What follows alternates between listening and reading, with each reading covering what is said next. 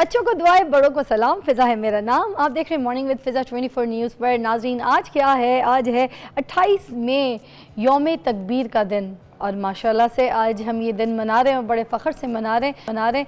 जो हिब्बुल वतनी है, जो लोग बहुत मोहब्बत करते हैं अपने मुल्क से, चाहे मुल्क से बाहर हैं या मुल्क के अंदर हैं, आज का दिन बहुत फ़ख्र से मनाते हैं क्योंकि पाकिस्तान ने आज के दिन एटमी धमाके किए थे। नाज़रीन, बहुत ज़बरदस्त धमाके किए थे और पहली इस्लामी मैं कहूँगी कि दुनिया में ये ताकत बन गया था। एटॉमिक पावर जो था, एक जो उन्होंने दिखाया इस तरह से जो धमाके करके, तो फिर हम इंटरनेशनली जो है उन्होंने हो गए थे एक ऐसी पावर के हिसाब से। तो हमारे लिए बड़े फ़ख्र की बात है कि जावी के जो पहाड़ हैं उधर ये ऐसे जनाब हम भूल नहीं सकते कि जुमरात का दिन था है और दोपहर के 3:40 हो चुके थे। और उस वक्त फिर जनाब पाकिस्तान जो है उसने हमसाया मुल्क का गुरूर खाक में मिलाने के लिए, ख़ास आपको याद होगा कि इंडिया ने 11 और 13 मई को धमाके किए थे, ऐसे ही है, और पाकिस्तान ने उसका जवाब दिया था। और जनाब जब ये सारे अमरीका मगरिबी ममालिक जो हैं वो पाकिस्तान के धमाकों के मुखालिफ थे ना, तब एक जुर्रतमंदाना फ़ैसला किया गया था वज़ीर आज़म नवाज़ शरीफ ने कि हम हर सूरत धमाके करेंगे, नो मैटर व्हाट। और जनाब उन्होंने धमाके किए थे और ये धमाके जो हैं नामवर एटमी साइंसदान जो थे, जो कदीर ख़ान साहब हैं, उनकी कोशिशों की वजह से हुए थे। और पाकिस्तानी अवाम ने मैं आपको बताऊं कि शुक्राने के नफ़िल अदा किए थे इस बात पे कि क्या ये एटॉमिक धमाके किए गए। मैं बताऊं ऐसे उस वक्त जज्बे से सरशार होकर लोगों ने ये धमाके जो है किए थे। अब मैं आपको इस साथ ये भी जहन में होगा कि अगर आपको याद हो कि जावी के पहाड़ों का जो मंज़र था उस वक्त देखने वाला, C-130 जो तैयारे थे उसके ज़रिए ये अपने जोहरी और हसास जो इलाके थे और उनको ऐसे दिखाया था कि पाक फ़ज़ाइया के जो तैयारे हैं उन्हें वो टेस्ट साइट जो है उसको अपने हसार में सारा लिया हुआ था, उसको सिक्योरिटी भी फ़राहम की हुई थी। और जनाब हमारे जो शाहीन पायलट से आए हैं उन्हें दुश्मन पर नज़र अच्छी तरीके से रखी हुई थी ऐसे। और पाकिस्तान ने उस वक्त फिर ये धमाके किए थे और पाकिस्तान ने ये पैगाम दिया था अपनी तमाम दुश्मन भाइयों को कि भाई जो हमारे जो बहादुर हैं वो हर मौके पर दुश्मन के दांत खट्टे करने के लिए तैयार हैं। अगर पाकिस्तान अपनी तरफ पर उठने की वाली जो मैली आँख होती है, गंदी आँख होती है, उसको फोड़ डालेगा। क्या बात है। तो यकीनन 28 में जो है आपको बताऊं कि अनथक कुर्बानियाँ और इसका एक ऐसा समर था कि आज अगर हम एटमिक एक पावर तो बन गए माशाल्लाह, शुक्र अल्हम्दुलिल्लाह, मगर हमें माशी पावर भी बनना है, हमें इक़्तिसादी पावर भी बनना है। और बड़ी बात मुझे एक बहुत जो अच्छी लगी थी, जो मुझे याद है कि भुट्टो साहब ने कहा था हम घास खा लेंगे मगर एटमी धमाके ज़रूर करेंगे। क्या बात थी भुट्टो साहब की। तो उन्होंने एटम बम कहा कि हम ज़रूर बनाएंगे और बनाए गए। आप देखें, हम एटम बम भी बना लिए हमने। अब जो सबसे इम्पोर्टेंट है कि जो हमारे ये जो गुर्बत के पंप है ना, उनसे निकलना पड़ेगा, बहुत जल्दी निकलना पड़ेगा और हमें बहुत ज़्यादा खुशहाली लानी पड़ेगी हमारे मुल्क में, पाकिस्तान में। और हमें माशी तरक्की करनी है, हमने तरक्की की मंजिलें तय करनी है। नाज़रीन, हमने हमारी जो सरहदें हैं ना उनका दिफा तो हम लोगों ने कर लिया है माशाल्लाह, मगर अब हमें हमारी पाकिस्तान की ये जो गुर्बत है इसके ख़ात्मे के लिए कोशिश करनी है, पाकिस्तान की तरक्की के लिए काम करना है। इसको पाकिस्तान को पूरी दुनिया में एक नुमाया मुकाम हमने इसको दिलाने के लिए हमने कोशिश करनी पड़ेगी। और इंशाल्लाह हम इसमें भी कामयाब होंगे। जब हम एक एटॉमिक पावर बन सकते हैं, हम पाकिस्तानी, हम मुसलमान, तो फिर क्यों ना हम इसमें भी आगे जाएं। तो हम इस गुर्बत का ख़ात्मा बहुत जल्द करेंगे। एक ब्रेक के बाद मिलते हैं।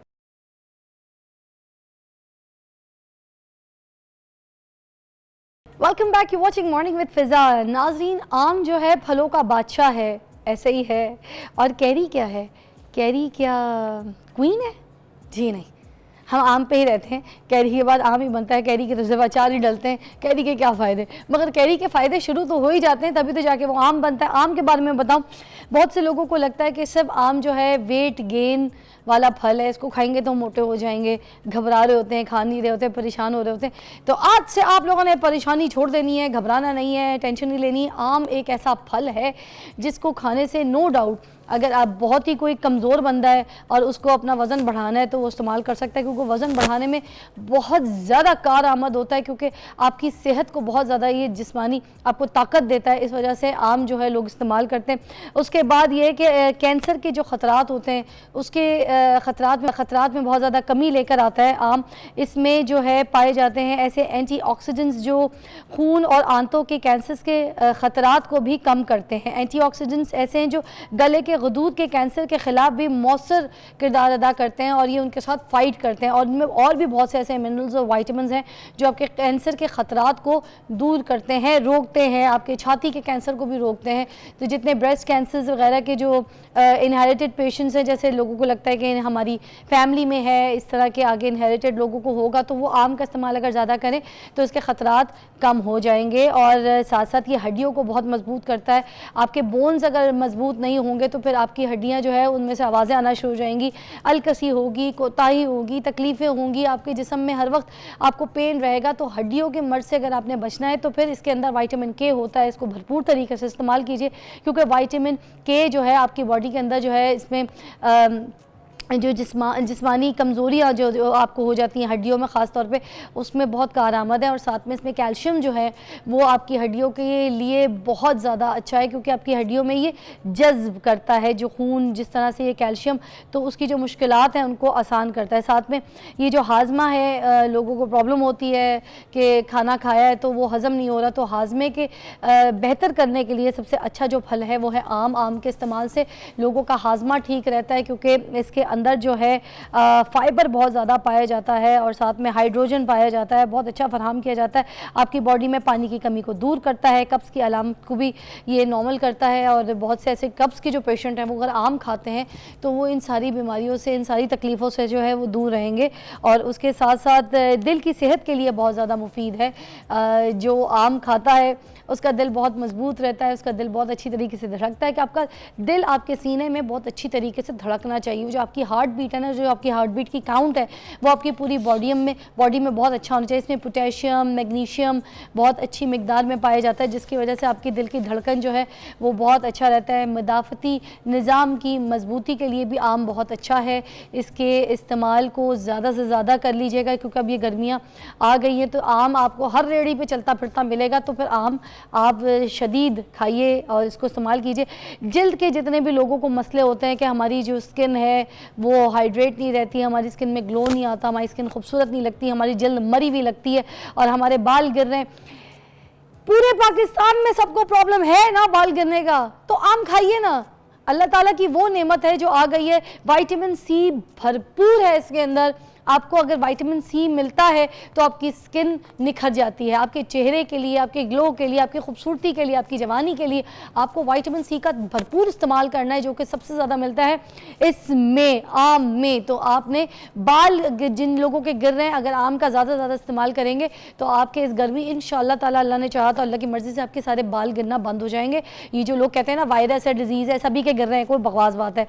आम खाइए, ग़िज़ा अच्छी कीजिए और आम का फ़ायदा उठाइए। और ये मैं बताऊँ, एनीमिया की जो अलामत है ना उसको भी बहुत कम करता है। इसके अंदर आयरन काफ़ी मिकदार में, जैसे मैंने बताया, कि पाया जाता है। और एनीमिया के जो मरीज़ हैं वो उनके लिए बहुत ज़्यादा बेहतर है और उनके लिए सबसे अच्छी ऑप्शन है।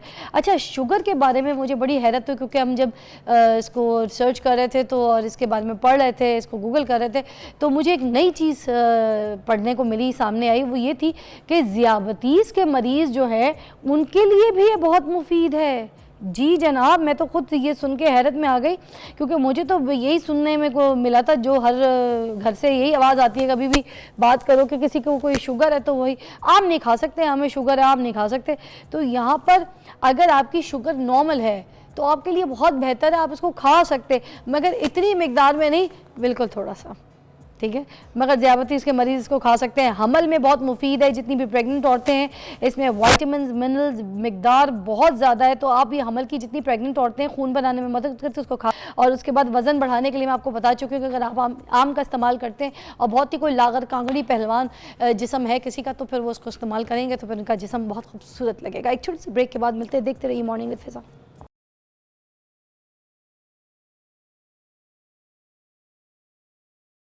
Welcome back. और अब हेपेटाइटिस बी के ऊपर बात करने के लिए हमने जिनको मधु किया है वो हैं डॉक्टर सारुल हक तूर, गैस्ट्रोएंटरोलॉजिस्ट एंड हेपेटोलॉजिस्ट हैं। आज हम इनसे हेपेटाइटिस बी के ऊपर ही बात करेंगे। अस्सलाम वालेकुम। वालेकुम सलाम। बहुत बहुत शुक्रिया आपके वक्त का। Thank you very much for inviting. अच्छा, ये बताइएगा कि सबसे पहले हेपेटाइटिस बी है क्या, ये क्यों होती है, फिर हम आगे चलते हैं।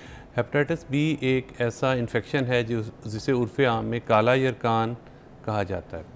हेपेटाइटिस बी एक डीएनए वायरस है। वायरस की वजह से होने वाली जिगर की सोजिश का नाम है, और आगे जाके हम इसको डिस्कस करते हैं डिटेल में।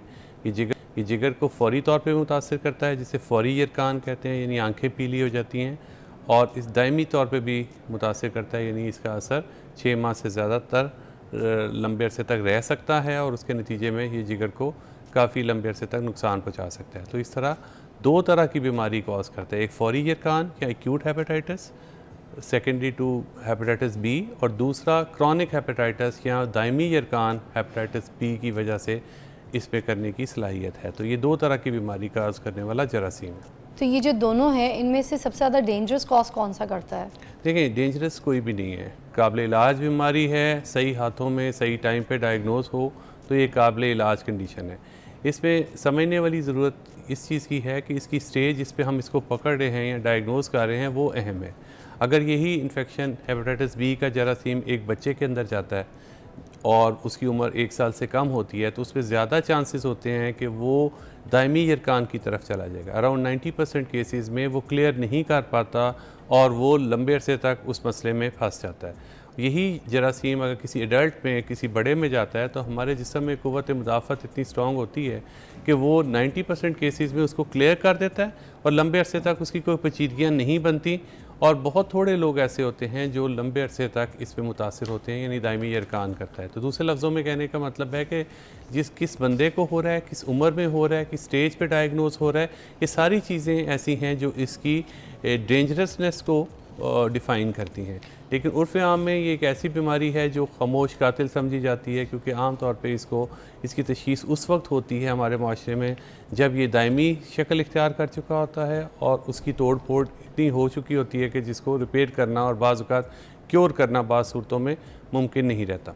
डॉक्टर साहब, ये बताइएगा कि ये हेपेटाइटिस बी जो है आता कहाँ से है? ये पानी के ज़रिए आता है इन्फेक्शन, या फिर ये वायरस आप कहेंगे कि बाहर के जो खाने हैं, जंक फूड्स हैं, या खुले खाने जैसे कोई फल कटे हुए आपको देखा होगा रास्ते में मिल रहे होते हैं, ककड़ी, खीरा, तरबूज, खरबूजा, लोग काट के ऐसे बेच रहे होते हैं। बिल्कुल खुले आम जो बिक रहे हैं। हेपेटाइटिस बी का जी खाने पीने से कोई ताल्लुक़ नहीं है। अच्छा। इसका रूट ऑफ एंट्री जो है जिस्म में दाखिले के 3 ज़राए हैं। एक सबसे पहले सबसे ज़रूरी ज़राए तो ये है कि आलूदा खून से, और खून आलूद जरासीम ज़दा औज़ारों के ज़रिए से एक से दूसरे को लगता है। उसको आसान ज़बान में समझें कि जिस तरह कोई इंस्ट्रूमेंट्स हैं, जिस तरह सर्जन के इंस्ट्रूमेंट्स हैं, डेंटिस्ट के इंस्ट्रूमेंट्स हैं, एंडोस्कोपी के इंस्ट्रूमेंट्स हैं, या ब्यूटी पार्लर्स में इस्तेमाल होने वाले शार्प इंस्ट्रूमेंट्स हैं, या नाई का उसरा है, इवन जो नेल कटर है, बहुत बिनाइन सी चीज़ है, बड़ी सादा सी चीज़ है, उसके टिप पे भी लगा हुआ एक कतरा खून का एक से दूसरे को ट्रांसफ़र कर सकता है। तो ब्लड एंड ब्लड प्रोडक्ट्स उसके ज़रिए से एक से दूसरे को ये ट्रांसफ़र होता है। अच्छा। दूसरी बड़ा ज़रिया जिसके ये ट्रांसफ़र होता है वो माँ से बच्चे को है। अगर किसी की प्रेग्नेंट खातून को है हेपेटाइटिस बी एक्टिव डिजीज़ है, तो उसके बच्चे को कंफर्म होने का बहुत चांसेस होते हैं। उसमें 3 रूट्स हैं। एक तो डिलीवरी के टाइम पे, एक माँ से बच्चे की पैदाइश के अमल के दौरान, और उसके अलावा उसके बाद फौरी बाद के मामला जो होते हैं उसमें माँ से बच्चे को ट्रांसफ़र होने वाला इन्फेक्शन दूसरा बड़ा तो ज़रिया है। बच्चे के लिए डेंजर होता है उसके लिए जी उसमें क़ुव्वत मुदाफ़त इतनी स्ट्रॉन्ग नहीं होती, और उसमें बुरी चीज़ ये होती है कि जो माँ से बच्चे को ट्रांसफ़र हो रहा होता है वो आम तौर पर पूरी तरह से क्लियर नहीं होता और जिस्म में रह जाता है, और दायमी यरकान की सूरत इख्तियार करता तो है। ऐसी सूरत में फिर वो क्या करे अगर किसी उसके- औरत को उसको- हो गया है प्रेगनेंसी में, अब उसको ये भी फिर ख़तरा है कि भाई बच्चे के लिए बड़ा ज़्यादा जी एक जी, नाजुक मरहला बच्चे के है। लिए ये है जी कि प्रेग्नेंट ख़वातीन को स्क्रीन किया जाए, अगर किसी को एक्टिव डिजीज़ है तो उसको दवाई दी जाए, और उसके पैदाइश के फ़ौरी बाद 12 घंटे के अंदर 2 तरह के हिफाजती टीके बच्चे को फ़ौरी तौर पे लगवाने से 90% प्रोटेक्शन हो जाती है। कौन कौन से? हिफाजती टीके, हेपेटाइटिस बी के हिफाजती टीके मुयसर हैं। एक पैदाइश के फ़ौरन बाद लगता है, ठीक है। एक महीने बाद और एक 6 महीने बाद। ठीक एक तरह है। की वैक्सीनेशन है, और दोनों दूसरा वैक्सीनेशंस, ठीक जी है। दूसरी तरह की वैक्सीनेशन वो है कि माँ से बच्चे को जो ट्रांसफ़र होने वाला कोई इंसिडेंटल जरासीम है उसको न्यूट्रलाइज करने के लिए एक एंटीबॉडीज़ होती हैं, वो भी एक तरह का हिफाजती टीका होता है। ठीक है। वो भी उसको फौरी तौर पे 12 घंटे के अंदर पहली डोज लग जाती है, ठीक। तो उससे 90% प्रोटेक्शन हो जाती है। तो दूसरा बड़ा ज़रिया जिस पे अवेयरनेस की ज़रूरत है, ख़ास तौर पे हमारे लेबर रूम्स में प्रेग्नेंट ख़वातीन के जहाँ पे डिलीवरी के मराहल होने वाले हॉस्पिटल्स हैं, वहाँ पे अवेयरनेस की ज़रूरत है कि हेपेटाइटिस बी को चेक किया जाए, number 1। Number 2, at the time of delivery आने वाले बच्चे को उसकी ज़िंदगी के अगले हिस्से में इन्फेक्शन से बचाने के लिए फ़ौरी तौर पे उसको एक्ट किया जाए, 12 घंटे के अंदर उसको वैक्सीन लगाई जाए ताकि उसको वायरस ट्रांसफ़र ना हो।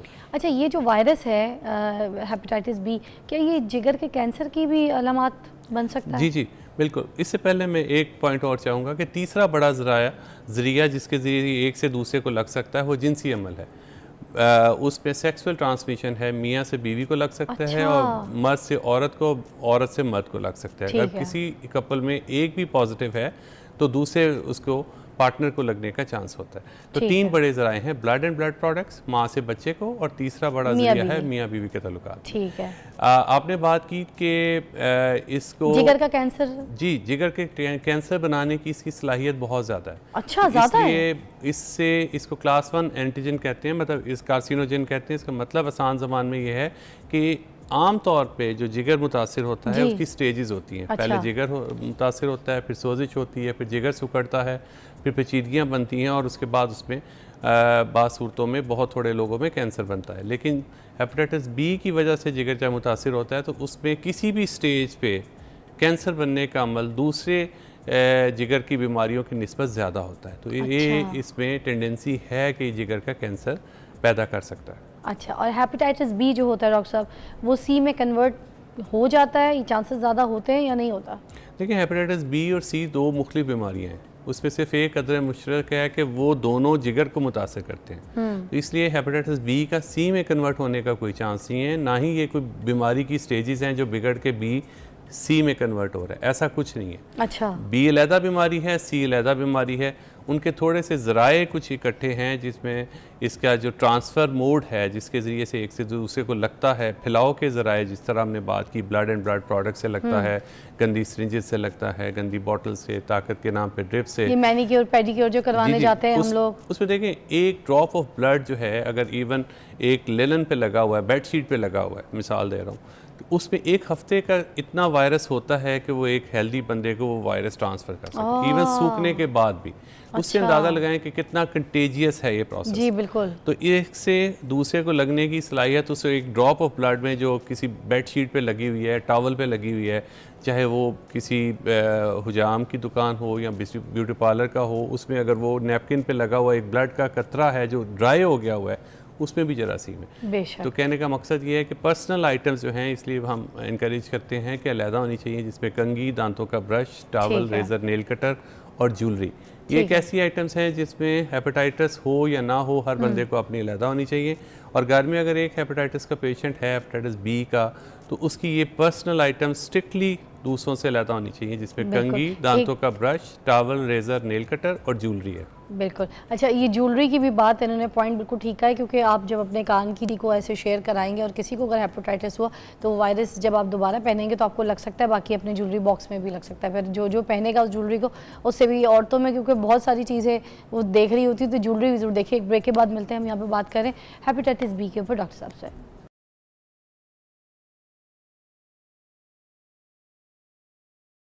Welcome back, you watching morning with Fiza. और आज हम डॉक्टर साहब को यहाँ पे हमने मदऊ किया है, ख़ास तौर पे उनसे हेपेटाइटिस बी के ऊपर बात करने के लिए। तो प्रोफेसर साहब मुझे बताइएगा कि ये जो कॉम्प्लिकेशंस हो जाती हैं बहुत ज़्यादा कुछ पेशेंट्स को, और उनकी हालत बहुत सीरियस हो जाती है, काफ़ी लंबा टाइम वो अस्पतालों में एडमिट हो जाते हैं। बहुत से लोगों को आपने सुना होगा, घरों में भी आपके पास तो पेशेंट्स बहुत आते हैं।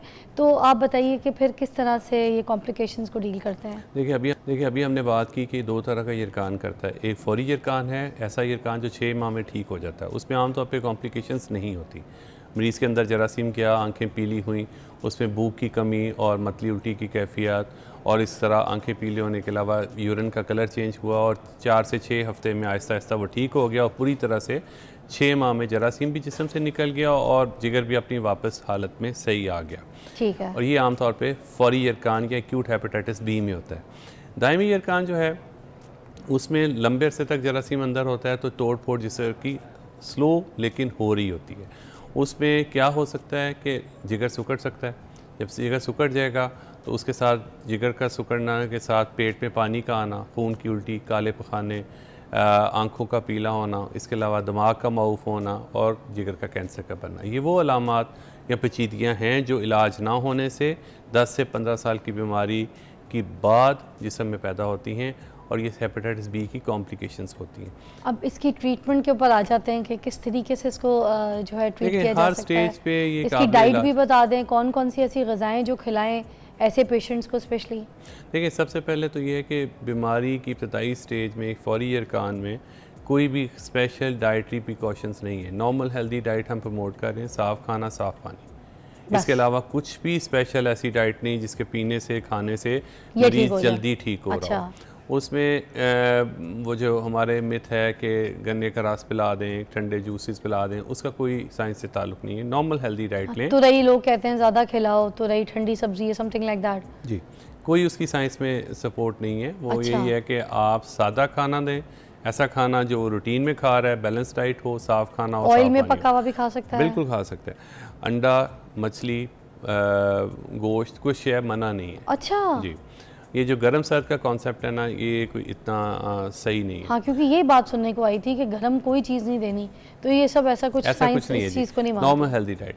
फिर उसके बाद आ जाता है कि ऐसा यरकान जो लंबे अरसे तक चल रहा है, साइलेंट डिजीज़ है, किसी बहाने से चेक करने से पता चला है, उसमें भी जो आर्टिकल्स हैं अलहदा से, वो तो उसकी सेपरेट करनी है, घर की आर्टिकल्स जिसकी मैं बात की। उसके अलावा उसके साथ इकट्ठे खाने पीने से, उसके प्लेट में इवन खाने से, उसके ग्लास में पानी पीने से, उसके बिस्तर में लेटने से, बच्चों को चूमने से बीमारी एक से दूसरे को नहीं लगती। तो उसको अछूत नहीं बनाना, ये बहुत ज़रूरी है। अच्छा, मतलब किसी उसके ग्लास में पानी भी पी सकते हैं, उसकी प्लेट में खाना भी खा सकते हैं? जी, हेपेटाइटिस बी में इस तरह की कोई प्रिकॉशंस नहीं है, सवाए उन चीज़ों के जिनकी हमने बात की। कंघी, दांतों का brush, towel, razor, nail cutter और ज्वेलरी अलहदा रखनी है। अदरवाइज़ इकट्ठे खाने पीने से, इकट्ठे रहने से, उनके ग्लास में को पानी पी लें, प्लेट में खाना खा लें, गले मिल लें, बच्चों को चूम लें, ऐसी कोई एहतियात नहीं। ओके। उसके बाद आगे अगला मरहला आता है जी मैरिटल रिलेशंस, मियाँ बीवी के ताल्लुकात में। उसमें भी मैरिटल रिलेशंस रख सकते हैं। उसमें हमने घरों को टूटते हुए देखा है सिर्फ हेपेटाइटिस बी के डायग्नोसिस के बाद। तो अवेयरनेस फैलाने की ज़रूरत है कि बैरियर कॉन्ट्रासेप्शन, कॉन्डम इस्तेमाल करने से पार्टनर को लगने का चांस ख़त्म हो जाता है। अच्छा। तीसरे नंबर पे रह जाती है कि इसकी स्पेशल डाइट। तो स्पेशल डाइट कॉम्प्लिकेशन की स्टेज पे, जब जिगर पेट पे पानी आ जाता है, दिमाग माऊफ हो रहा होता है, या जिगर का कैंसर बन जाता है, या कुछ और मतली उल्टी की कैफियत हो रही होती है सवेयर आखिरी स्टेजेस में, तो उसमें कुछ डाइटरी प्रिकॉशंस हैं जिसमें हम कहते हैं कि कभी कह रहे होते हैं हम कि सॉल्ट कम ज़रा इस्तेमाल करें, कभी हम कह रहे होते हैं कि बहुत ज़्यादा एक वक्त में खाएं ना। तो इस तरह की कुछ प्रिकॉशंस हैं, लेकिन वो लेट स्टेज की कॉम्प्लिकेटेड डिजीज़ में हैं, अर्ली डिजीज़ में। और ये कितने टाइम तक क्योरेबल है? पेशेंट घर चला जाता है? हर स्टेज पे उसको हम ट्रीट कर सकते हैं, और ट्रीट का मतलब ये है कि उसको एक रीज़नेबल लाइफस्टाइल दे सकते हैं, वायरस को साफ़ कर सकते हैं, और उसको साफ़ करने वाली टैबलेट्स जो हैं आजकल, पहले इंजेक्शंस भी थे, अब टैबलेट्स भी हैं। टैबलेट्स के साइड इफ़ेक्ट्स ना होने के बराबर हैं। एक ही मसला है हेपेटाइटिस बी के लिए कि बाद सूरतों में उसको इलाज को काफ़ी महीनों और सालों तक जारी रहना पड़ता है। तो ये मुख्तसर इलाज नहीं है, इसका इलाज टैबलेट्स की फॉर्म में बाद सूरतों में सारी उम्र जारी रहता है, और उसके साथ हमें रीज़नेबल लाइफस्टाइल के साथ एट टाइम्स ही देखें, जिस तरह शुगर है या ब्लड प्रेशर है, डायबिटीज़ है, ब्लड प्रेशर है, उसकी दवाई भी तो सारी उम्र खानी होती है ना। एज यू सेड कि ये क्योरेबल है। जी, क्योरेबल देखिए, अगर अर्ली स्टेज पे आया, एक्यूट हेपेटाइटिस आया तो खुद ब खुद जिस्म से निकल जाना है उसने, तो क्योर हो गया, ख़त्म हो गया। एक्यूट हेपेटाइटिस नहीं है, थोड़ा पुराना आया है, क्रॉनिक हेपेटाइटिस है, तो ये लाइफ टाइम तो तक वो भी उसके साथ जो दवाइयों के साथ उसका वायरस दबा रहेगा, उसका क्लियर रहेगा ये और बॉडी उसकी में तोड़ रहेगा। फोड़, जी जी, लेकिन उसकी तोड़ फोड़ रुकी रहेगी। ठीक है, जैसे जिगर को नुकसान नहीं पहुंचाएगा, बाकी आपके जी, तोड़ फोड़ मज़ीद नहीं करेगा और कंट्रोल में रहेगी बीमारी। और आज की तारीख में तो इसकी यही समझ है। और अगर लंबे अरसे तक ये दबा रहे तो जिस्म में से इतना कम मिकदार में चला जाता है कि वो फिर नुकसान भी नहीं पहुंचाता, बाद सूरतों में दवाई भी बंद हो जाती है। तो डिपेंड करता है कि स्टेज कौन सी है। अच्छा, thank you so much doctor साहब, बहुत बहुत शुक्रिया आपकी रहनुमाई का। हैप्पी से बचिए, साफ़ खाना खाइए, साफ़ पानी पीजिए और हेल्दी डाइट लीजिए और अपना ख़ास ख्याल रखिए। और ये जो रिश्ते तोड़ देते हैं आप लोग, शादियाँ ख़त्म कर देते हैं, अगर मियाँ को हेपेटाइटिस या किसी बीवी में कोई हेपेटाइटिस का प्रॉब्लम आ जाए तो ये तलाक़ों तक बात पहुँच जाती है। तो यहाँ तक इस केस को ना लेके जाएं। डॉक्टर साहब ने जिस तरीके से समझाया कि दवाइयों के ज़रिए इस जो है हेपेटाइटिस को दबाया जा सकता है, मगर जिस तरह से शुगर की दवाई, जिस तरह से ब्लड प्रेशर की दवाई आप लेते हैं, उसी तरह इसको भी साथ लेनी पड़ेगी आपको। Will be right back after a break.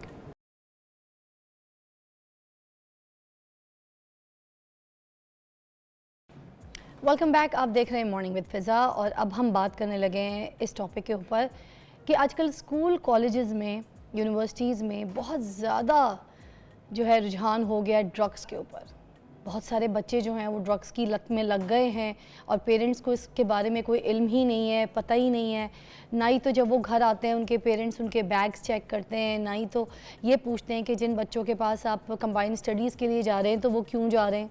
और कंबाइंड स्टडीज़ में जो है वो एक बहाना होता है कि हम बच्चे आपस में बैठ के पढ़ाई कर रहे हैं, हम अपना कंबाइंड स्टडीज़ करें, मगर ऐसे ये एक बहाना ही होता है। और मोस्टली जो है वो ज़्यादातर वहाँ पे बच्चे जो हैं आपस में मंशियात की बात कर रहे होते हैं और ऐसे ग्रोह के साथ जुड़े हुए होते हैं जिनको कॉल करके बुला रहे होते हैं और मंशियात ख़रीद रहे होते हैं। और बच्चे इन चीज़ों की लत में मुब्तला हो ही जा रहे हैं और पेरेंट्स को, घर वालों को इसके बारे में ख़बर और इल्म बिल्कुल भी नहीं हो रहा। तो हमने इसकी रोकथाम की लिए जो बात करनी है वो आज ख़ास तौर पे अपने शो पे बात करनी है और इसीलिए हमने जिन माहिरीन को हमारे शो पे बुलाया है, जो एक्सपर्ट हैं, जो इन चीज़ों को देख रहे हैं कि किस तरह से बच्चों को इन चीज़ों से रोका जा सकता है और कैसे कैसे बच्चे जो हैं इन लतों में पड़ रहे हैं और क्या वजूहात होती हैं। तो उस पर बात करने के लिए हमारे साथ मौजूद हैं Syed Abu Al Hasan, CEO bridge rehabilitation centre से, और आज ड्रग्स के ऊपर ही हम इनसे बात करेंगे। अस्सलाम वालेकुम। जी वालेकुम सलाम, क्या हाल है आपका? अल्लाह का शुक्र, बिल्कुल ठीक ठाक, खैरियत से जी। ये तो बहुत बुरा हाल हो गया है कि बच्चे जो हैं आजकल 50% कहूँ, 60% कहूँ, 80% कहूँ, बच्चे ड्रग्स की तरफ जो है वो रवा दवा हो रहे हैं और इसकी आदत बना लेते हैं। तो ये क्या है? अब देखना ये पड़ेगा कितने परसेंटेज पे हम नहीं जाएंगे। तकरीबन आप हर कॉलेज, यूनिवर्सिटी में देखें तो ड्रग्स का जो रुझान है वो इस हद तक आगे चला गया है कि बग़ैर ड्रग के कोई भी अगर लड़का या लड़की है तो उसको अच्छा नहीं समझा जाता। एक कूल फैक्टर माना जाता है ड्रग्स के इस्तेमाल को। हमें ये देखना है कि लाहौर के या पाकिस्तान के तमाम बड़े यूनिवर्सिटी, कॉलेजेस, स्कूल्स के अंदर जो है ड्रग्स का जो इस्तेमाल है वो रिक्रिएशनल तौर पे किया जाता है। अच्छा, इसको बुरा नहीं समझ के किया जाता, इसको फैशन समझ के किया इसको जाता है, फैशन समझ के किया जाता है, इसको ट्रेंड, इसको पार्टी, इसको हाई, इसको कूल समझ के किया जाता है और सब करते हैं। अच्छा, सबसे ख़तरनाक बात क्या है कि जैसे ही आप ये रिक्रिएशनल ड्रग जब करते हो जिसमें वेप है, आइस है, वीड है, अल्कोहल है या बियर है, ये जब किया जाता है तो इसके करने से शुरू में कोई नुकसान नहीं है। रिक्रिएशनल ड्रग है। आप अगर पार्टी कर रहे हो तो आपकी पार्टी बहुत जो है खूबसूरत हो जाती है, आप बहुत हाई फील करते हो। उसमें क्या होता है कि आपने जब इकट्ठे रहना है, इकट्ठे होना है, तो वहाँ पे एक दूसरे से सुन के, और किसी को इसके कॉन्सिक्वेंसेस पता नहीं होते, तो वो क्या करते हैं, बच्चे एक दूसरे से इन्फ्लुएंस में आते हैं, पीयर प्रेशर में आते हैं और ये करना शुरू कर देते हैं। आप जो बात कर रही हैं ना कि सोसाइटी के अंदर ये जो ड्रग्स का है, वालिदैन को जो है इस हवाले से जो है अलर्ट होना चाहिए। उसमें क्योंकि वालिदैन बच्चों को कंबाइंड स्टडीज़ के लिए स्कूल के बाद एक दूसरे के घरों में और एक दूसरे के फार्म हाउसेस पे जाने देते हैं, लेकिन ये बहुत ख़तरनाक चीज़ है। जिस तरह से आपने किसी को जंग पे भेजना है ना, अब बच्चों को अगर स्कूल कॉलेज भेज रहे हैं ना, अगर आपका टीनेजर है तो आप समझिए आप जंग पे भेज रहे हैं, आपने पहले तैयारी करनी है। अगर आप ये समझेंगे कि हमें पता चल जाए कि हमारा बच्चा क्या ड्रग में इन्वॉल्व है या नहीं है, तो इस गलत फहमी में ना रहें। अगर आपका बच्चा लाहौर के या पाकिस्तान के किसी भी अच्छे स्कूल कॉलेज में जा रहा है तो वहाँ पे जो माहौल है उस माहौल से आपके बच्चे ने लर्न करना है। तो प्रिएम्प्टिव मेजर्स लें, पहले से सिखा के बच्चों को भेजें अगर अपने बच्चों को बचाना है। आप किसी गलत फहमी में क्यों रहते हैं कि आपके बच्चे जो है नाइट ओवर के लिए जाते हैं, कंबाइंड स्टडीज़ के लिए जाते हैं, तो वहाँ पे सिर्फ स्टडीज़ ही होती होंगी।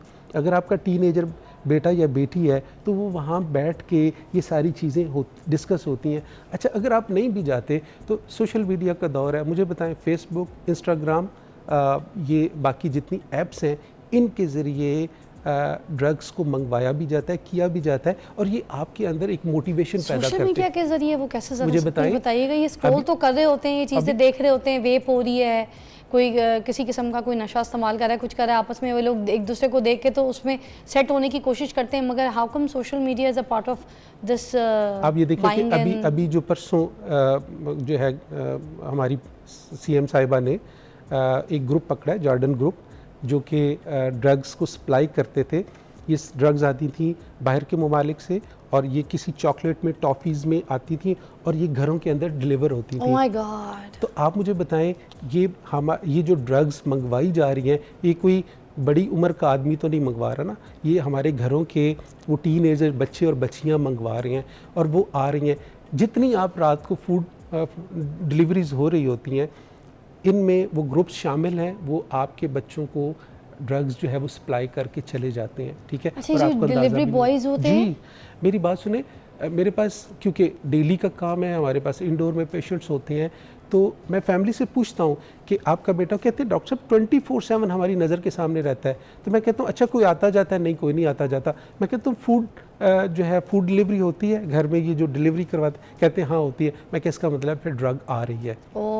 अच्छा, अब क्योंकि उसमें आपने कह दिया तो वो जो है आपकी फूड के साथ ड्रग भी दे देते हैं। तो आप ये देखें ना कि सोसाइटी के अंदर ये चीज़ें किस हद तक फैलती चली जा रही हैं।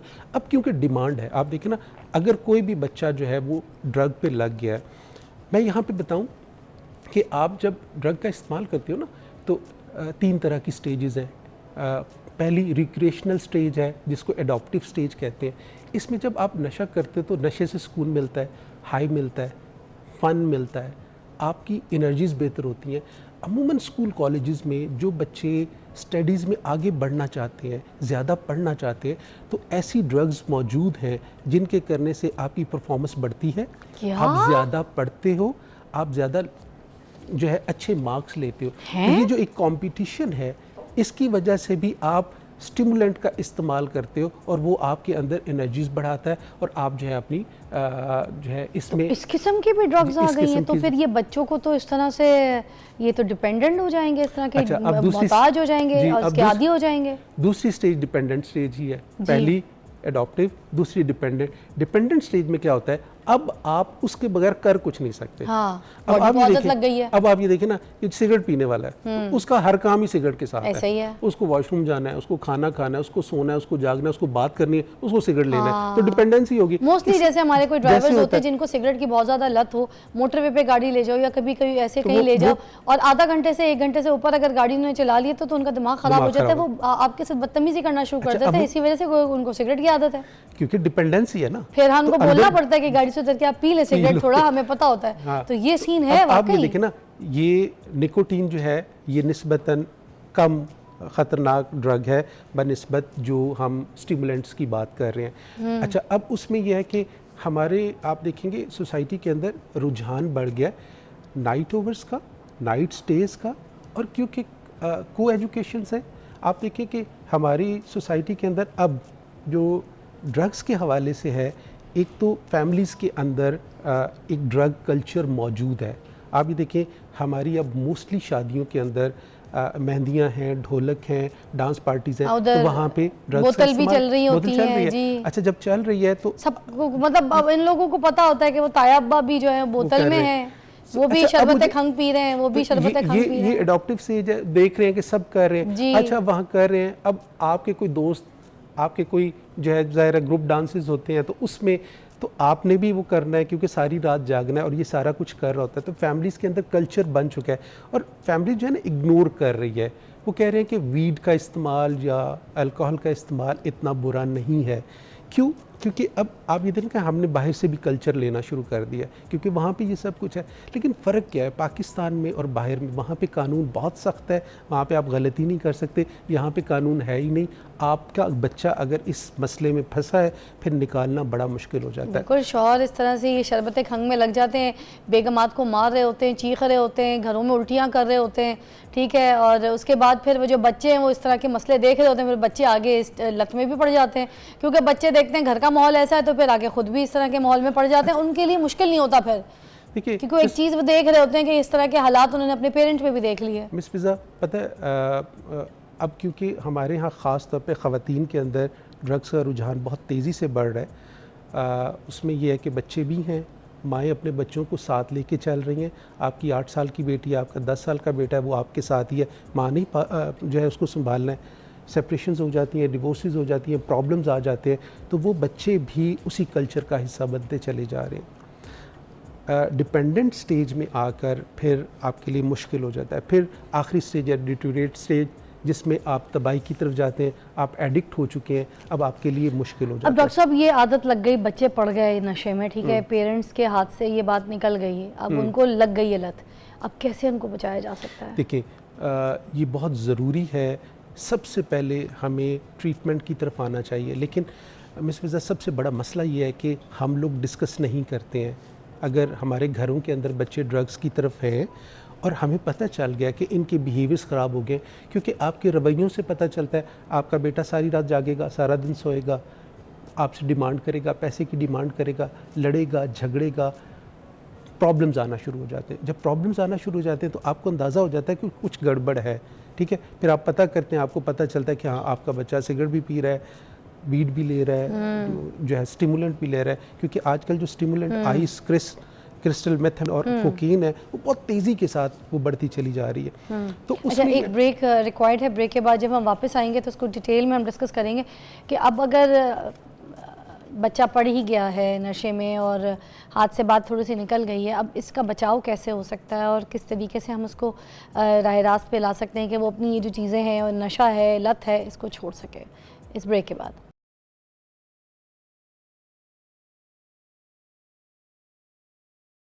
Welcome back. आज हम बात कर रहे हैं ये ड्रग्स के ऊपर कि जो बच्चे ये ड्रग्स और नशे में इनकी लत इनको लग जाती है तो किस तरीके से इनको रोका जा सके। अच्छा, हमारे पास डॉक्टर साहब मौजूद है। मैं एक सवाल और भी आपसे करना चाहूँगी कि आमतौर पर ये जो स्टूडेंट्स हैं कौन सी मंशियात आम हैं इनमें और ये कौन सी आदत हैं जो बहुत ज़्यादा परवान चढ़ रही हैं स्पेशली स्टूडेंट्स? देखिए आजकल जो सबसे ज़्यादा हमारे पास केसेस आ रहे हैं, मैं तकरीबन अगर मेरे पास डेली 5 to 7 कॉल्स आती हैं तो उसमें से 6 कॉल्स ऐसी हैं जो बच्चे आइस के एडिक्ट हैं। आइस एक स्टिमुलेंट है, क्रिस्टल मेथम्फेटामीन के नाम से इसका जो है एक सॉल्ट है। उसमें यह है कि ये पार्टी ड्रग है, ये स्टिमुलेंट है, आपको हाई करता है। ये वो एक शीशा जो होता है उसके अंदर डाल के कोई पीते हैं? नहीं, शीशा एक अलग चीज़ है। शीशा, वेप, सिगरेट वो एक अलग ग्रुप है। शीशे के अंदर भी तो डाल के पीते थे ना, जिसकी वजह से शीशे को बैन शैन किया था बीच में। वो शीशा शॉप्स बंद करवा दी थी। वो उस वक़्त क्योंकि बहुत ज़्यादा शीशे का रुझान बढ़ गया था और शीशे के अंदर क्योंकि निकोटीन का इस्तेमाल ही होता था और वीड वगैरह का इस्तेमाल भी होता था, तो इसलिए बैन कर दिया गया था। इसीलिए जो है अब जो आप सवाल कर रही हैं ना कि हमारे पास जो केसेस हैं वो आइस, क्रिस्टल मेथम्फेटामीन की ज़्यादा है। ये एक स्टिमुलेंट है। स्टिमुलेंट से मुराद एक ऐसी ड्रग है जो आपको हाई करती है, आपकी परफॉर्मेंस बढ़ाती है, आप हर काम जो है एनर्जी में आके करते हो, वो आपको लो नहीं होने देती, सोने भी नहीं देती, ये जगा के रखती है, आपके अंदर एनर्जीज डालती है, आपको हाई कर देती है। हाँ। आप नाच रहे हैं तो सारी रात नाच सकते हैं, आप गा रहे हैं तो सारी रात गा सकते हैं। अच्छा, एक गलती जो सबसे ज़्यादा माओ से होती है मुझे लगता है वो ये भी कि सबसे पहले बाप से छुपाती हैं जब तो माएँ छुपाती हैं बच्चों की ऐसी गलती, ऐसा कोई लत या ऐसी कोई चीज़।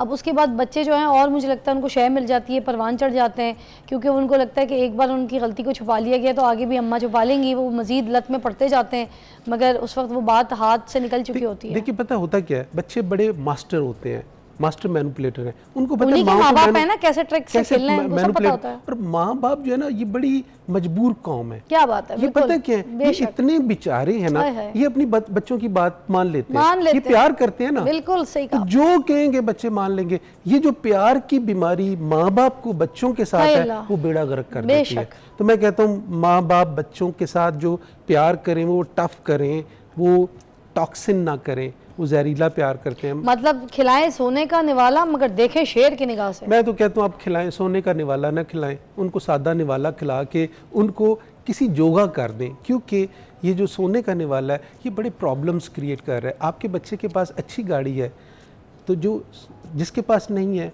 उसकी फैमिली को प्रॉब्लम हो रहा है, उस बच्चे को प्रॉब्लम हो रहा है। आप बच्चों को स्कूल कॉलेज में भेजते हैं अच्छी तालीम के लिए, आप बड़े इदारे में भेज रहे हैं। जब आप बड़े इदारे में भेज रहे हैं तो उसका मकसद क्या है कि मेरा बेटा या बेटी पढ़कर एक अच्छा बाशऊर शहरी बनेगा। लेकिन अब वहाँ पर अगर कोई बच्चा जो है वो बड़ी गाड़ी में आ रहा है, उसके पास बड़ा मोबाइल फ़ोन है, उसके पास बड़े सारे कॉन्टैक्ट्स हैं, तो मुझे बताएं आपका बच्चा अगर आपने नहीं सिखाया तो वो इन्फीरियर फील करेगा, वो कॉम्प्लेक्स में चला जाएगा और उस कॉम्प्लेक्स को दूर करने के लिए फिर इस तरह की हरकतें करेगा, वो उनके लिए एक स्पोर्टिव बनेगा, फिर ग्रुप्स बनते हैं और वहाँ पे आके चीज़ें ख़राब होती हैं।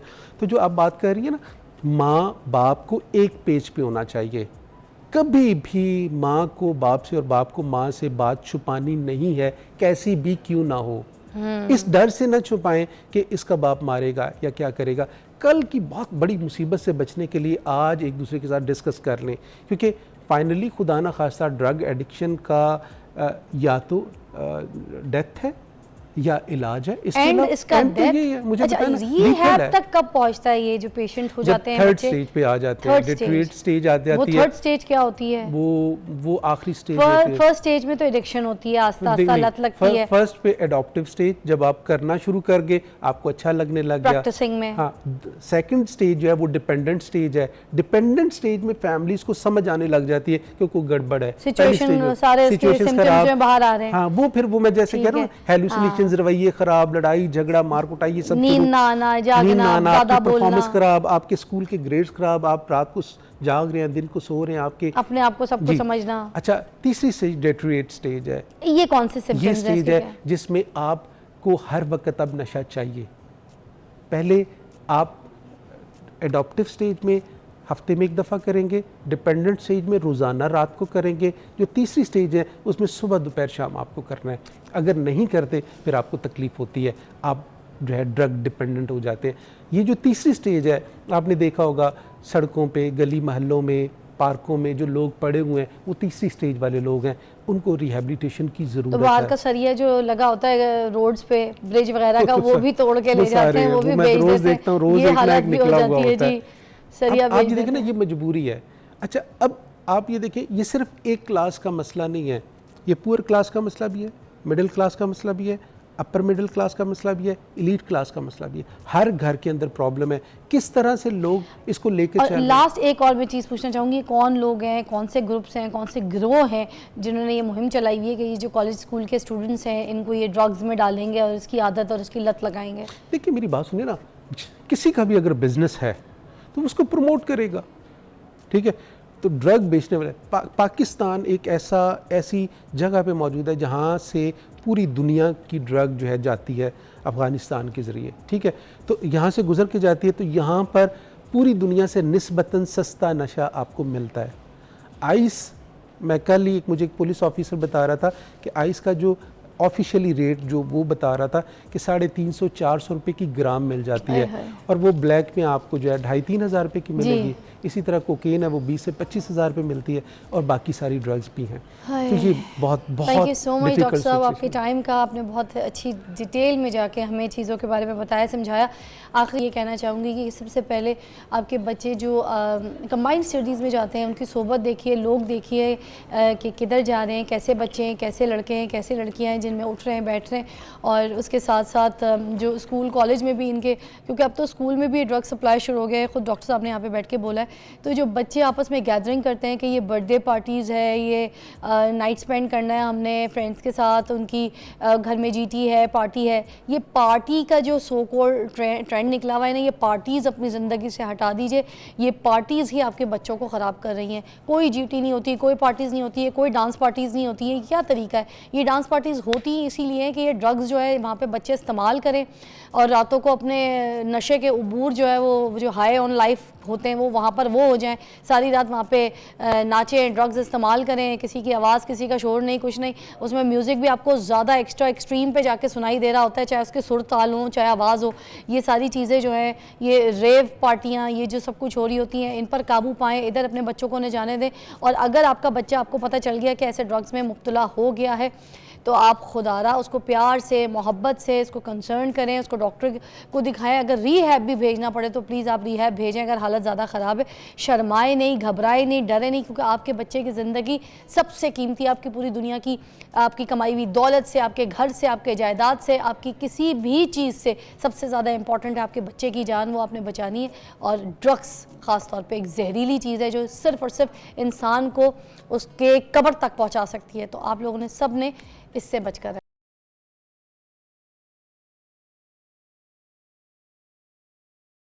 दांत में दर्द, मुंह से स्मेल आना, दांतों से खून आना, कुछ भी सालन बोटी खाना, बुरकी खाना, बोटी फंस जाना, दांत का हिलना, दांत में कैविटीज़, दांत पीले, यू कांट स्माइल, बहुत सारे ऐसे मसले हैं। सबको होते हैं ना, सबको होते हैं। इसी पे बात करने के लिए आज हमने जिनको दावत दी है वो है सैयद मन्नान अज़हर, डेंटिस्ट हैं, इज़ वेरी गुड माशाल्लाह, बहुत एक्सपर्ट हैं अपने काम में। तो आज हम इनसे सारे मसलों का हल पूछेंगे, ठीक है जी? वेलकम, बहुत बहुत शुक्रिया आपकी तशरीफ़ आवरी का। और सबसे पहले हम शुरू यही कर देते हैं कि एक तो सबसे पहले ये जो दांतों का मसला शुरू होता है, ये कब से शुरू होता है? पहले हमारे दूध के दांत होते हैं, उसके बाद दूध के दांत हमारे गिर जाते हैं और हमारे एक नए दांत आ जाते हैं। वो जो दांत आते हैं उनमें बहुत सारे मसले होते हैं। अब वो क्यों शुरू होते हैं, किस एज से शुरू होते हैं, दांत का कीड़ा लगना, दांत में कैविटीज़ आ जाना, ये सारा कुछ कैसे और इस सिनेरियो से कैसे बचा जा सकता है? अच्छा, सबसे पहले तो ये जो प्रिवेंशन की हम बात कर रहे हैं, इसका जो फर्स्ट स्टेप तभी से शुरू हो जाता है जब पेरेंट्स को अगर अवेयरनेस हो, जब बच्चा बेबी पैदा हुआ और उसके जो मुंह में पहले दांत आ रहे हैं, तो उसके वक्त से ही पेशेंट्स को या पेरेंट्स को बिल्कुल अवेयर होना चाहिए कि उन्होंने क्या केयर करनी है। फ़र्स्ट ऑफ़ ऑल, जो बच्चों में बहुत कॉमन प्रॉब्लम है वो है बेबी बॉटल कैरीज़। वो होता ये है कि जब बच्चे रात को फीडर लेके मुंह में सोते हैं, माएँ फीडर रख के मुंह में सुला देती हैं और अमूमन उसमें वो जो दूध है वो रात को दांतों पे लगा रह जाता है, तो वो उन पर फर्मेंटेशन वो फटता है बच्चों के दांतों के मुंह के दांतों में ही। एंड देन वो कैविटीज़ या जो कैविटीज़ और जिसे कहते हैं इन्फेक्शन क्रिएट करना शुरू कर देता है। A time will come, parents को तब पता लगता है जब बच्चा तकरीबन 2-3 साल या 4 साल में पहुंचता है और जब उसके वो दांतों में एक ब्लैक सी कुछ चीज़ें यानी कैविटीज़ नज़र आना शुरू होती हैं। और इस तरह की आ जाती है कुछ पेरेंट्स को तब पता चलता है जब वो आधा दांत खा चुका हो, वेरी ट्रू, गायब हो जाता है। वेरी ट्रू, बिल्कुल ऐसा ही है। और तब वो उनको रेड फ्लैग नज़र आता है कि ये कुछ प्रॉब्लम्स हैं बच्चों के साथ हमारे। एंड देन वो एक ऐसा टाइम है जब डेंटिस्ट जो है वो कुछ नहीं कर सकता, क्योंकि बच्चा बहुत छोटा है, उसको वो अभी कंप्लाइंट नहीं है, वो ट्रीटमेंट नहीं करवा सकेगा और उसके लिए फिर जनरल एनेस्थीसिया में ही अमूमन हमें ट्रीटमेंट्स करने पड़ते हैं। अच्छा, मतलब फिर वही इंजेक्शन लगा के। अब सपोज एक बच्चा, उसका आधा दांत जो है वो इस तरह से कीड़ा खा गया है, तो वो उसका क्या हल है? वो 9-10 साल का, 11 साल का बच्चा है, क्या करे? नहीं, 9-10 साल 11 साल के बच्चे की बात नहीं कर रहे, ये हम बात कर रहे हैं 3-4 साल के बच्चे की बिल्कुल स्टार्ट, बिल्कुल स्टार्ट में, जब बिल्कुल स्टार्ट में प्रॉब्लम स्टार्ट हो गई है तो वो तो फिर आगे बढ़ती जाएंगी ना। हम शुरू में से प्रिवेंशन कर रहे हैं। सो फर्स्ट ऑफ ऑल ये है कि आपने बच्चे को बेबी बॉटल कैरीज होने से बचाना है, रात को फीडर नहीं देना, और अगर देना पड़ रहा है तो उसमें लास्ट फीडर जो है आपका वो पानी का हो, और या फिर दूध के फीडर के साथ नहीं सुलाना है। एग्जैक्टली। और बहुत ही अच्छा है जब बच्चा सो रहा हो तो मदर जो सिलिकॉन ब्रशेस आते हैं जो मदर अपनी फिंगर पे पहना देती है, एंड देन उस सोते हुए बच्चे से ही बेशक उसके दांत क्लीन कर दें, वो बहुत जरूरी है। अगर ये चीजें फॉलो करते हैं तो आगे इश्यूज डेवलप ही नहीं होते। अच्छा, अगर ऐसा सब सिनेरियो क्रिएट हो गया है तो इन दैट केस मजबूरन हमें जनरल एनेस्थीसिया में ट्रीटमेंट करना पड़ता है, क्योंकि बच्चा कंप्लायंट नहीं है, is not going to follow the instructions जो हम उसको कहेंगे। सो फिर हमें जनरल एनेस्थीसिया में ही ट्रीटमेंट्स करने पड़ते हैं, और वो फिर थोड़ा एक्सटेंसिव ट्रीटमेंट्स भी होते हैं, और वो एक्सपेंसिव भी बहुत ज़्यादा हो जाता है। सो इसीलिए अगर एट द अगर आप बेबी प्लान कर रहे हैं या मदर एक्सपेक्ट कर रही है, सो उसी टाइम से ही जो कुछ अवेयरनेस वीडियोज़ होती हैं बहुत ईजीली इंटरनेट पर अवेलेबल भी होती हैं, वो पता होनी चाहिए मदर को भी, फादर को भी, कि उन्होंने बच्चे को कैसे डेंटल हाइजीन कैसे मेंटेन रखना और है। ये जो ब्रश करवाना है हमने, ये टूथपेस्ट जो इस्तेमाल करवाना है, ये 2 टाइम करवाना है बच्चों को, और कोई सा भी टूथपेस्ट हो सकता है, ये स्पेसिफिकली उसके अंदर कोई ऐसे इंग्रेडिएंट्स ज़रूरी हैं जो हम बच्चों को दें, वो टूथपेस्ट से बच्चे दांत साफ करें? अच्छा, ब्रांड कोई भी अच्छा हो, लेकिन बच्चों के अलग टूथपेस्ट आते हैं, उसमें एज भी मेंशन हुई होती है। अमूमन पेरेंट्स जिनको अवेयरनेस नहीं होती वो बड़ों के टूथपेस्ट ही बच्चों पे लगा रहे होते हैं, और उससे उनकी ग्रोथ इनहिबिट होती है, उनको मेडिकल इश्यूज हो सकते हैं। आई एम नॉट सेइंग होंगे, हो सकते हैं। सो इसलिए बेहतर ये है कि आप बच्चों को वही टूथपेस्ट इस्तेमाल करवाएं जो कि जो कंपनी क्लेम करती हो कि ये बच्चों का है। ठीक है। अच्छा, बच्चों में जो दांत टेढ़े मेढ़े इशू हो जाते हैं वो किस वजह से हो जाते हैं? You're right. So होता बच्चे ये के है, दांत तो निकल रहे हैं, किसी के इधर राइट निकल रहा है, किसी का उत्तर, किसी का दक्षिण, ये की जो शेपिंग है ये किस तरीके की है, तो काबिले तारीफ भी नहीं है। हाँ, आई अंडरस्टैंड। तो ये जो प्रॉब्लम है ये स्टार्ट होती है जब एज यू कैन सी कि बेबी बॉटल कैरीज हुआ, अगर नहीं भी हुआ, सो बच्चों की डाइट आजकल सॉफ्ट होती जा रही है। जब वो सॉफ्ट डाइट हो, दांतों पे लोड नहीं पड़ता, दांत टाइमली गिर नहीं रहे हैं, अमूमन गिर जाते हैं लेकिन बहुत से बच्चों के नहीं गिर पाते। अच्छा, ऐसी ग़िज़ा जिन पे दांतों पे लोड पड़े, लोड पड़ता हो, जैसे आपने याद होगा, आपने शायद, ये मैंने तो बहुत ज्यादा गंडेरियां खाई, गंडेरियां, अखरोट तोड़वाती थी अम्मी दांतों से, कोकोनट, और इस तरह की जो एप्पल को सामने से बाइट करना। सो ये सब चीजें मैंने तो अपने बचपन में बहुत की हैं, आपने भी की होंगी। और मुझे याद है कि मैं जब गंडेरियां खाता था तो वो मेरे खाते हुए दांत कुछ मतलब जब मैं 6-7 साल का था तो गिर जाते थे इस तरह से। सो क्योंकि जब बच्चों की डाइट इतनी सॉफ्ट हो चुकी हुई है, वो सख्त चीजें सामने से बाइट नहीं करते या पीछे से बाइट नहीं करते, तो वो जो टाइम आता है जिसमें दांत गिरने चाहिए वो गिरते नहीं है। और समटाइम्स बच्चों को चोट लगने की वजह से जो दांत ने अभी 7 साल की या 6 साल की उम्र में गिरना था वो 4 साल या 5 साल की उम्र में गिर गया। सो जिसकी वजह से 2 प्रॉब्लम्स क्रिएट होती हैं, या तो जॉ साइज ज़्यादा होगा या जॉ साइज छोटा होगा। अच्छा। अब जब दांत इरप्ट कर रहे हैं उनको स्पेस इनफ नहीं मिल रही, तो जिसको जहाँ जगह मिलेगी वहाँ इरप्ट कर जाएगा। अच्छा, मुझे बताएं, बच्चों के दांत में चीज़ें फंस जाती हैं मोस्टली, आपको पता है ऐसी चीज़ें खा रहे होते हैं, फिर वो उसकी फ्लॉसिंग कैसे, उसकी सफाई कैसे छोटे बच्चे को करवाई जाए? अच्छा, छोटे बच्चों के लिए तो फिलहाल आपको सबसे पहले हमें फेज 1 पे जाना पड़ेगा ना, कि बच्चों से ब्रशिंग करवाएं, वही बहुत इनफ है। लेकिन अगर ब्रशिंग का तरीका भी बता दें। मैं आई टेल यू अभी। और उससे ज़्यादा इंपॉर्टेंट ये है फ्लॉस। अमूमन ब्रशिंग पे पेशेंट्स भी बहुत जोर देते हैं, डेंटिस्ट भी बहुत जोर देते हैं, लेकिन एक चीज़ जो हमेशा मिस हो जाती है वो है फ्लॉस। बच्चों को भी फ्लॉस कराना, अगर बच्चों को फ्लॉस करवाएंगे तो उनके दांतों में गैप ज़्यादा नहीं आ जाएगा फिर?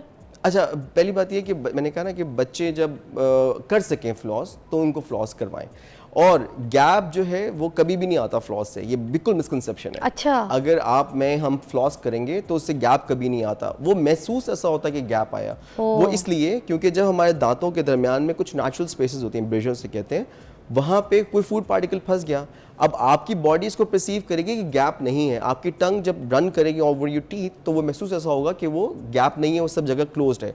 जब आपने फ्लॉस किया, वो जगह क्लीन हो गई, तो वो आपको जो एक नॉर्मल एनाटमी है वो एक गैप की तरह लगना शुरू हो जाएगी, क्योंकि आपने वो पहले एक्सपीरियंस नहीं किया। सो इसलिए फ्लॉसिंग की इंपॉर्टेंस बहुत ज़्यादा है।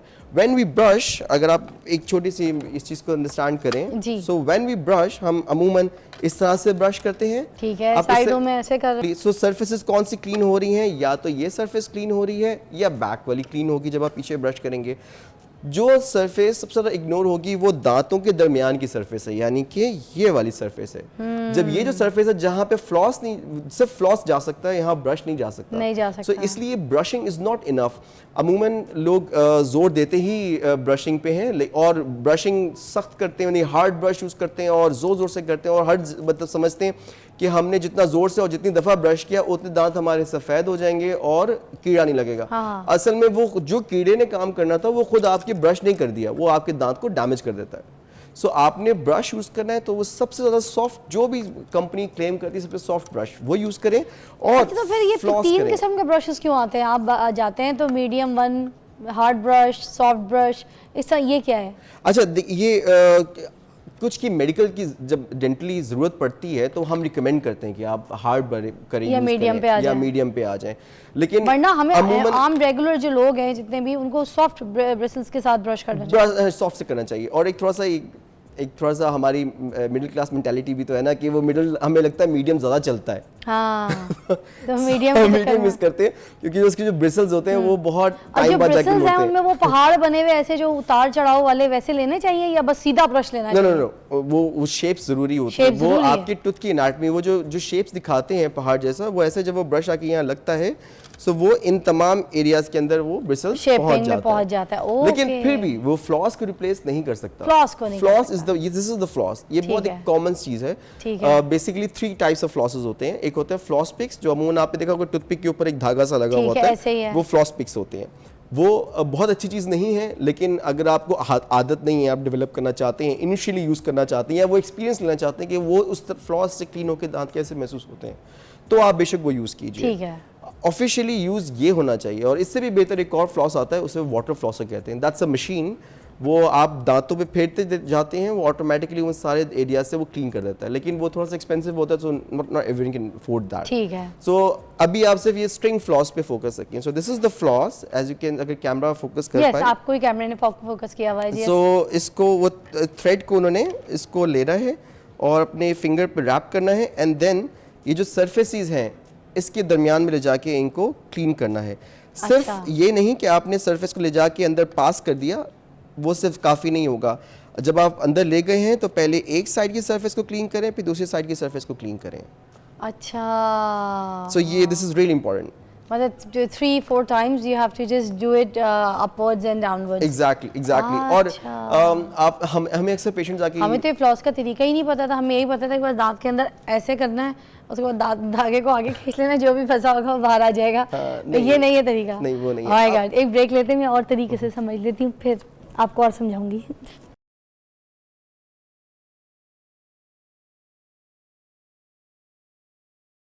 तो डॉक्टर साहब, ये जो फ्लॉसिंग है इसकी कितनी इकसाम है ये भी हमारे देखने वालों को बता दें। आज आपने फ्लॉसिंग सही करना सिखा दिया, ये तो पता ही नहीं था। जब मुझे ही नहीं पता तो मतलब दुनिया को भी नहीं पता हो। कुछ ही लोग होंगे जिनको समझ होगी। अब अभी ये भी बता दें कितनी इकसाम होती है इसकी? वही फ्लॉस की मैंने आपको जैसे बताया 3 टाइप्स होते हैं। वही एक वो जो फ्लॉस पिक उसके अंदर होता है, टूथपिक एक पे आता स्ट्रिंग है। फ्लॉस होता है और दूसरा वाटर फ्लॉस से होता है। धागे से भी कर सकते हैं?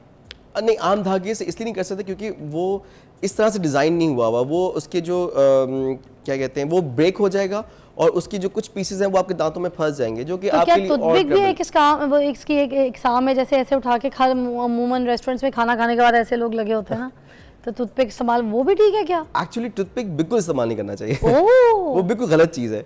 टूथपिक से ही गैप्स आते हैं, फ्लॉस से कभी गैप नहीं आएगा आपको। ये जो लकड़ी के टूथपिक्स हैं, this is not exactly. Recommend. और आपने कभी देखा होगा किसी मीडियोकर रेस्टोरेंट के अंदर बहुत मोटी मोटी सी और वो टूथपिक्स पड़ी होती हैं, जो कि दांतों में अमूमन पास भी नहीं हो पाती।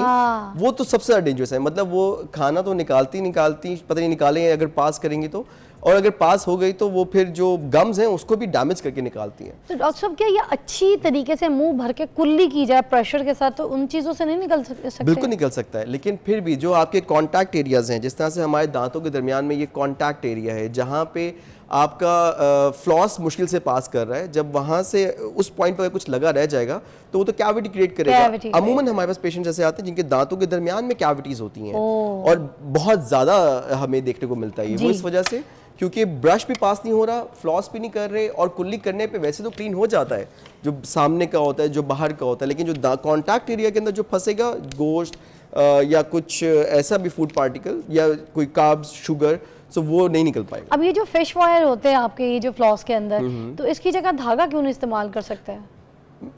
आई जस्ट सेड कि वो ब्रेक हो सकता है और हो सकता है वही फंसा रह जाए। जब वो कांटेक्ट एरिया पे आएगा वो ब्रेक होगा तो हो सकता है वहीं फंसा रह जाए। मगर फिर ये महंगा भी तो थोड़ा सा होता ही है। दिस इज रियली इकोनॉमिकल और ये बहुत लंबा अरसा चलता है, ये बहुत इकोनॉमिकल होता है। ठीक है। मतलब एवरीवन कैन अफोर्ड इट। उसमें भी कुछ ऑप्शंस हैं, आप बेशक एकदम से एक बहुत अच्छा ब्रांड ना लें, एक्सपेंसिव ब्रांड ना लें, थोड़ा सस्ता भी ले लोकल सकते हैं। ब्रांड ले लें। ठीक है। लेकिन आहिस्ता आहिस्ता आपको आपकी जो है ना रेंज में भी आना शुरू हो जाएगी। ठीक है, ये दो चीज़ें तो अभी तक यहाँ पर हमें समझ आ गई कि जो बच्चों के टूथपेस्ट लेने हैं पहले तो वो आपने उनकी एज के हिसाब से लेने हैं। जो बड़े वाले टूथपेस्ट हम लोग इस्तेमाल करते हैं वो हमने बच्चों को नहीं कराने। दूसरी बात ये कि फ्लॉस बच्चे भी कर सकते हैं और फ्लॉसिंग के लिए जो तरीका उन्होंने बताया कि वो एक बार ऐसे धागा डाल के दांत को साफ नहीं करना बल्कि उसको 2-3 मरतबा ऊपर नीचे करके उसकी सफाई करनी है, जो ताकि आपके जो एक दूसरे के जो दांत हैं, ये जो दांत है इधर वाला, ये जो दोनों टच करना है आपको, उनको आपस में जो है ना उधर से कैविटीज़ को निकालना है। अच्छा, मुझे ये भी बताइएगा कि पेस्ट कितनी लगानी चाहिए? एक टूथपेस्ट जब हम कर रहे होते हैं ब्रश के ऊपर जो इतना ऊपर यूँ सजाना है वो करना है, कुछ लोग बस दाल के दाने के बराबर का पेस्ट लेते हैं, वो ठीक है? अच्छा, इसमें थोड़ा सा अमूमन जो आपने ये मुझे बताया कि वो पूरा एक शिप से टूथपेस्ट को, हाँ, शिप बनाते हैं ना या बोट बनी हुई होती है, वो एक्चुअली होता ये है कि वो मार्केटिंग टैक्टिक्स होती हैं, वो आपको एड्स में इस तरह दिखाते हैं ताकि आप ज़्यादा इस्तेमाल करें और ज़्यादा टूथपेस्ट जो है उनका सेल हो। इतना ज़रूरी नहीं होता। आपने उस समझ लें जितना वो आपका टूथब्रश है उसका हाफ या उससे अमूमन पी साइज रिकमेंड किया जाता है। पी साइज फिर वही दाल के दाने के बराबर। हाँ, वही रिकमेंड किया जाता है। लेकिन अगर आपको महसूस हो कि जैसे मुझे ज़्यादा ज़रूरत है तो आप और ऐड कर सकते हैं। और एक और चीज़ थोड़ी सी मिसकंसेप्शन है कि जब हम ब्रश करते हैं तो हमारी कोशिश ये होती है कि हम उसके फ़ौरन बाद जल्दी से कुली कर लें। असल में जस्ट समटाइम्स अगर डॉक्टर ने आपको रिकमेंड किया कोई मेडिकेटेड टूथपेस्ट और आप ब्रश करके फ़ौरन ही रिंस कर रहे हैं तो वो टूथपेस्ट ने अपना काम पूरा दिखाया भी नहीं ना। सो आपने ब्रश किया, ब्रश कितनी देर का होना चाहिए? कोई मिनट लगाएं? हाँ, ब्रश आपने देखिए सॉफ्ट ब्रश यूज करना है और सुकून से आपने लंबा टाइम के लिए ब्रश करना है। आपको जब मिनट लगाना है? हाँ, नहीं, 1 मिनट तो बहुत कम है, ज्यादा करना है। अच्छा। जब तक कि आपको खुद से एक साइकोलॉजिकल तसल्ली ना हो जाए कि आपकी हर सरफेस साफ हो गई है। ठीक है डॉक्टर साहब, ये जो टूथपेस्ट के ऊपर रेड, ग्रीन, ब्लू लाइंस होती हैं और कुछ कहते हैं मेडिकेटेड है, कुछ कहते हैं जी हर्बल है, कौन सा सही है कौन सा गलत है? ओके, सो इसमें थोड़ी सी मिसकंसेप्शन है। जो लाइंस होती हैं वो कुछ ब्रांड सिर्फ इसलिए रखते हैं क्योंकि जब वो मशीन से टूथपेस्ट पास कर रहा होता है तो वहाँ से मशीन ने कट करना होता है। वो बैंड असल में उसलिए लगाए जाते हैं। बाकी कोई ऐसा केमिकल और ये वो इस तरह की बात नहीं होती? कुछ कंपनीज इसको एज केमिकल का इंडिकेटर यूज करती हैं, ठीक है? हर कंपनी नहीं। अब तो उसमें क्या होता है कि कौन सी सही है, मेडिकेटेड या फिर if you don't have an dental issue, कोई आपके गम्स का इशू नहीं है, कोई दांतों में कोई कैविटीज, ऐसा कोई डॉक्टर ने रिकमेंड नहीं किया आपको, तो आपको हर्बल यूज करना है। अच्छा, और हम ये सब कुछ भी यूज कर सकते हैं? वो जो बोर्ड के पीछे से एक बंदर निकलता है हंसता है ही वो वाले भी कर सकते हैं या काला मंजन भी? वो फॉर्म्स हैं, वो सब नहीं करने चाहिए? नहीं, वो फॉर्म्स हैं। मतलब टूथपेस्ट है, पाउडर फॉर्म है और चारकोल फॉर्म आजकल बड़ी फेमस है। कोयले से भी तो करते हैं लोग दांत साफ, तो चारकोल जिस तरह से कोयले से कर सकते हैं। डिफरेंट टाइप्स होती हैं। हर चीज का अपना एक मकसद है। मिसवाक इज एन अमेजिंग थिंग। अच्छा, अगर एक बंदा सिर्फ मिसवाक यूज कर रहा है तो क्या उसको पेस्ट की बिल्कुल जरूरत नहीं है? अच्छा, यहाँ पे ना मुझे कुछ ऐसा साइंटिफिक स्टडी नहीं मिली जो कि उसके अगेंस्ट हो और बहुत उसके हक में भी नहीं मिली। लेकिन this is my personal experience, जितने भी मैंने पेशेंट्स देखे हैं जो मुझे बताते हैं कि हम मिसवाक इस्तेमाल करते हैं, I don't see any alarming dental problem in their teeth. Wow, माशाल्लाह। सो ये मेरा एक ज़ाती एक्सपीरियंस है कि वो जो पेशेंट्स अमूमन मुझे आके बताते हैं कि जी हमसे मिसवाक इस्तेमाल करते हैं, तो अच्छा, और अलार्मिंग सिचुएशन नहीं थी। लास्ट मुझे जल्दी बस ये बता दें, क्योंकि टाइम कम था, मैंने आपसे सवाल बहुत किए। ये बता दें कि वो जो स्केलिंग होती है, ठीक है, स्केलिंग से सुनते हैं कि लोग कहते हैं दांत पतले हो जाते हैं, बारीक हो जाते हैं, ख़राब हो जाते हैं, सेंसिटिविटी आ जाती है, तो ये सब इश्यूज होते हैं क्या या फिर स्केलिंग करा सकते हैं? अच्छा, मैं इसको टाइम कम है तो मैं आपको शॉर्ट से एक्सप्लेन करूंगा। होता ये है कि आपके दांतों ने कभी भी ठंडा गर्म एक्सपीरियंस नहीं किया क्योंकि इतने सालों में उसके ऊपर प्लैक की लेयर जमी हुई है। ठीक है, this is just like a blanket जो कि दांतों ने ओढ़ा हुआ है। ठीक है। जब आप क्लीनिंग करवाएंगी तो आपके वो सारा जो एक फॉल्स ब्लैंकेट है जो कि गंदगी थी वो सब साफ हो गई, अब दांत की असल शेप आ गई। अब जब असल शेप होगी, जब आप चाय पियेंगी या कोल्ड ड्रिंक लेंगी, आइसक्रीम लेंगी या ठंडा पानी पियेंगी, तो आपके दांतों को शुरू में एक नया एक्सपीरियंस होगा। जैसे ऐसे ही आपने सर्दियां हैं, आपने ब्लैंकेट रिमूव कर दिया, आपको ठंड लगेगी ना थोड़ी देर के लिए, उसके बाद फिर आप अडाप्ट कर लोगे थोड़ी देर बाद। सो इसी तरह से आपके दांतों के लिए वो एक नया एक्सपीरियंस ज़रूर होता है। तो जब भी आप क्लीनिंग करवाती हैं तो उसके बाद एक आध दिन तक आपको थोड़ी सी सेंसिटिविटी फील होती है। ऐसा नहीं है कि आपके दांतों में कोई इन्फेक्शन हो गया, कोई दांत हिल गए, कमज़ोर हो गए। This is just a new thing that your teeth are experiencing now. So every 6 months या एवरी ईयर डेंटिस्ट को चेक लाजमी करवाएं। अगर वो आपको रिकमेंड करे कि आपको यू नीड क्लीनिंग तो आप वो ज़रूर करवाएं। और जो पेशेंट्स बहुत अरसे बाद करवा रहे होते हैं तो उनको ये फीलिंग आती है। जो पेशेंट्स हमारे एवरी ईयर जिनको ज़रूरत पड़ जाती है, हम कहते हैं आपको ज़रूरत है आप कर लें, और वो क्लीनिंग करवाते हैं तो दे डोंट फील एनीथिंग, ठीक है, क्योंकि उनको ऑलरेडी आदत पड़ी होती है। बहुत बहुत शुक्रिया। वैसे एक बात है कि स्केलिंग भी बहुत ज़्यादा महंगी हो गई है, बहुत ज़्यादा एक्सपेंसिव भी हो गई है, मगर ये कि करवानी तो है। ये सारी चीज़ें आपकी ज़िंदगी का हिस्सा है। हमारा शो देख के आपके पास जो भी आएगा ना, आपने उनको डिस्काउंट देना, मैं आपको पहले बता रही हूँ, ठीक है। और एक आखिरी बात, मुंह की बदबू रह गई थी तो उसके लिए मैं वैसे ही जल्दी से टिप दे देती हूँ कि मुंह की स्मेल के लिए, क्योंकि आप लोग काम पे जा रहे होते हैं, बात कर रहे होते हैं, आप एक दूसरे से मिल रहे होते हैं, या मियाँ बीवी आपस में भी बात कर रहे हैं, बच्चे बात कर रहे हैं, तो स्मेल आ रही होती है स्कूल से आते हैं, तो आपने क्या करना है, इलायची का जो पाउडर है पूरा उसका बना के अच्छी तरीके से तो छोटी छोटी शीशियाँ बना लें, बच्चों को भी दे दें, बच्चों को मिश्री पीस के उसके साथ दे दें, और ख़ुद भी अपने पर्स में छोटा मिश्री के साथ इलायची का पाउडर रखा करें। तो थोड़ी थोड़ी देर बाद मुंह फाँकते रहें, इस तरह खाते रहें, चबाते रहें, चबाने की ज़रूरत नहीं पड़ती, पाउडर चूसते रहें इसको। तो उससे होगा कि जैसे हम मुंह पे मॉइस्चराइज़र लगाते हैं उसी तरह हमारा मुंह भी अंदर से जो है वो मॉइस्चर रहेगा, गीला रहेगा, और आपके मुँह से स्मेल नहीं आएगी। अल्लाह हाफ़िज़।